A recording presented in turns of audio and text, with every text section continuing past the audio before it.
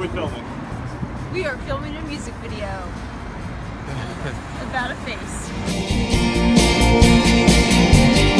So years can fly by just trying to write it all down. So I'm 25 and it seems all you have to do is step outside.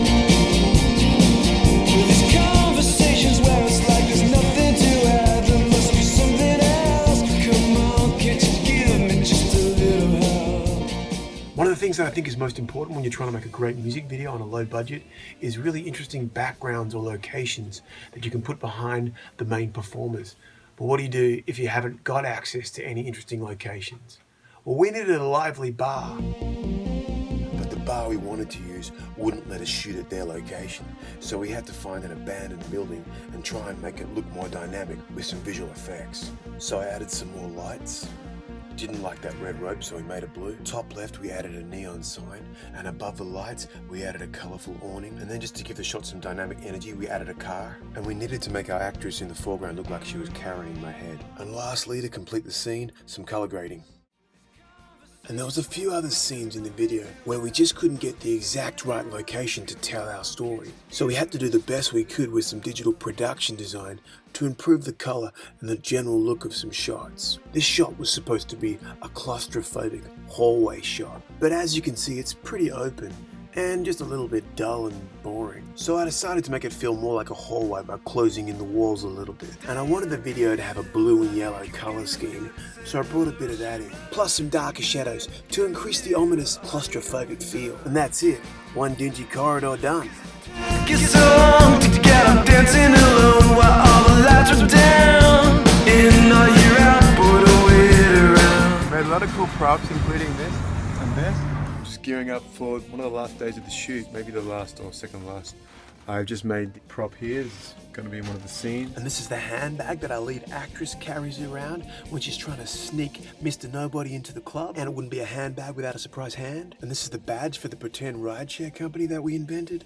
I managed to convince my friend Robbie, who has a sunroof in his car, to play the character of the driver. This is Robbie. He's one of the world's greatest stunt drivers. How long have you been the stunt driver for, Robbie? Robbie let us stick a camera on the front of his car for our scene where our nobody gets accidentally left on the roof of a rideshare while zooming through Hollywood. And these pumpy things is how Laffrey miraculously knew how to secure an expensive camera to the front of the car.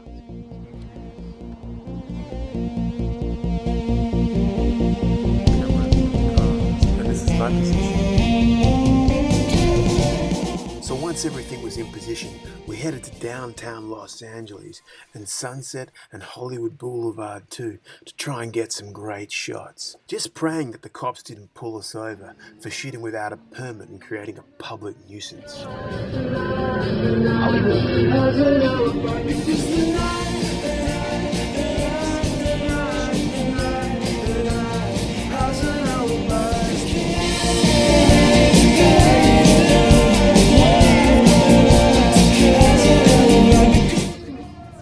And of course, after we'd spent a few hours driving around the city without getting in trouble or breaking any cameras or cars, I bought Robbie a bottle of wine for trusting us with his car and took the footage home for a little bit of digital magic time to get a before and after like this.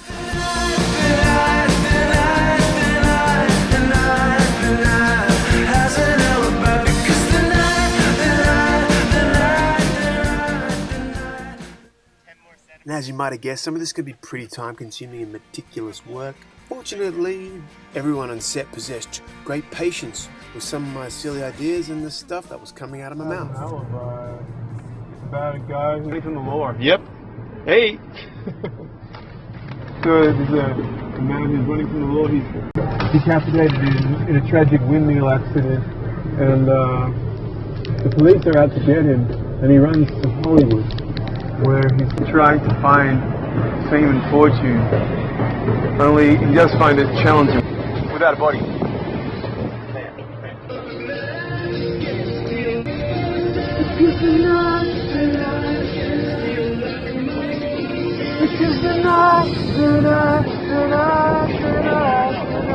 Oh, sorry.